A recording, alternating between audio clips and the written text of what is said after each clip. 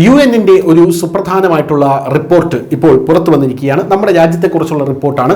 നമ്മുടെ രാജ്യത്തിനെയും ഐസിസ് അഥവാ ഇസ്ലാമിക ഭീകര സംഘടനയായിട്ടുള്ള ഇസ്ലാമിക് സ്റ്റേറ്റിനെ കുറിച്ചുള്ള റിപ്പോർട്ടാണ് പുറത്തു വന്നിട്ടുള്ളത്.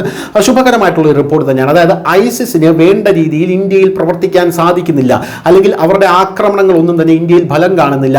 അതുമല്ലെങ്കിൽ അവർ ഇന്ത്യയിൽ ആക്രമണം നടത്താൻ പോകുന്നില്ല. അത്രയ്ക്ക് ദുർബലമാണ് അവരുടെ ഇന്ത്യയിലേക്ക് ആക്രമണം നടത്താനുള്ള ആ ഒരു നീക്കം എന്നാണ് ഇപ്പോൾ യുഎൻ പറയുന്നത്. കാരണം നമ്മുടെ രാജ്യം എന്ന് പറയുന്നത് അത്ര ഗംഭീരമായിട്ട് അതിനെ പ്രതിരോധിക്കാനായി വളർന്നു കഴിഞ്ഞു എന്ന് മറുവശത്തിൽ നമുക്കതിനെ വായിക്കാൻ സാധിക്കും.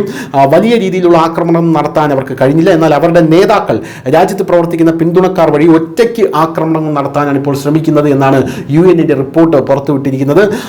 ISIL, ദായിഷ്, അൽ ഖ്വയ്ദ, അനുബന്ധ വ്യക്തികൾ, സ്ഥാപനങ്ങൾ എന്നിവയെക്കുറിച്ചുള്ള analytical support and sanctions monitoring ടീമിന്റെ 35ാമത് റിപ്പോർട്ട് അനുസരിച്ച് ഈ ഭീകര ഗ്രൂപ്പുകളും അനുബന്ധ സംഘടനകളും ബാഹ്യ ഭീകരവിരുദ്ധ സമ്മർദ്ദങ്ങളെ ചെറുക്കാനും പൊരുത്തപ്പെടാനും കഴിവുള്ളവരായി നിലകൊള്ളുന്നു എന്നുള്ളതാണ്.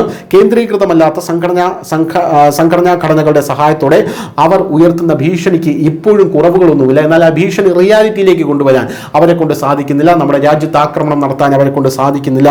എന്തായാലും പശ്ചിമേഷ്യയിൽ ഒരു ഖിലാഫത്ത് സ്ഥാപിക്കാനായി ലക്ഷ്യമിടുന്ന തീവ്രവാദ ഗ്രൂപ്പാണ് ഈ Islamic State of Iraq and the Levant എന്ന് പറയുന്നത്.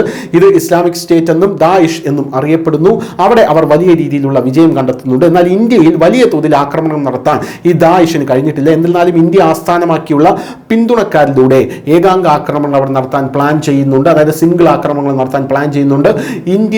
ഇവരെ പിന്തുണയ്ക്കുന്ന ധാരാളം സ്ലീപ്പർ സെല്ലുകൾ ഇന്ത്യയിൽ ഡീആക്ടിവേറ്റ് ആയി കിടക്കുകയാണ്. എന്നാൽ ഇവരുടെ കയ്യിൽ നിന്നൊരു മെസ്സേജ് കിട്ടിയാൽ അവർ ആക്ടിവേറ്റ് ആയി ആക്രമണം നടത്താനായിട്ട് തുടങ്ങുമെന്നുള്ളതാണ്. പക്ഷേ അങ്ങനെ നടത്താനായിട്ടുള്ള കഴിയാത്തതിൻ്റെ പ്രധാനപ്പെട്ട കാരണം നമ്മുടെ ഇന്റലിജൻസ് വകുപ്പും നമ്മുടെ സൈന്യവും അടക്കം ശക്തമായ രീതിയിൽ അതിനെ പ്രതിരോധിക്കുന്നു എന്നുള്ളത് കൊണ്ടാണ്. അവരുടെ പ്രതിരോധത്തിന് മുമ്പിൽ ഇവർ വളരെയധികം ദുർബലരായി പോകുന്നു എന്നുള്ളത് കൊണ്ടാണ് ഈ ദായിഷ് അൽ ജൗഹർ മീഡിയ അതിന്റെ പ്രസിദ്ധീകരണമായ സെറാത്ത് അൽ ഹലിയയിലൂടെ ഇന്ത്യ വിരുദ്ധ പ്രചരണം നടത്തിക്കൊണ്ടിരിക്കുകയാണ്. അതുകൊണ്ട് തന്നെ ഇപ്പോൾ news desk news India Malayalam.